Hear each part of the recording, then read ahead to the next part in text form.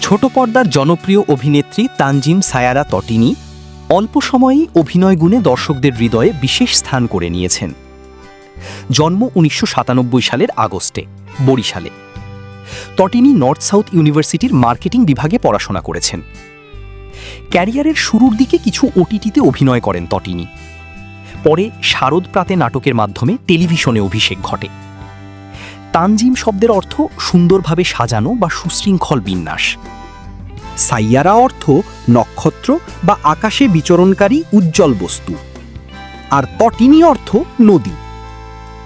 ফলে তানজিম সাইয়ারা তটিনী নামটির ভাবার্থ দাঁড়ায় সুশৃঙ্খল সৌন্দর্যে ভরা নক্ষত্রের মতো উজ্জ্বল এক নদী। এক ভাই ও এক বোনের মধ্যে তটিনী ছোট। তটিনীর নামটি রেখেছিলেন তার নানি। মেধা, পরিশ্রম ও স্বাভাবিক অভিনয় শৈলীর কারণে বর্তমান সময়ের অভিনেত্রীদের মধ্যে তটিনীকে অন্যতম সম্ভাবনাময় তারকা হিসেবে বিবেচনা করা হয়।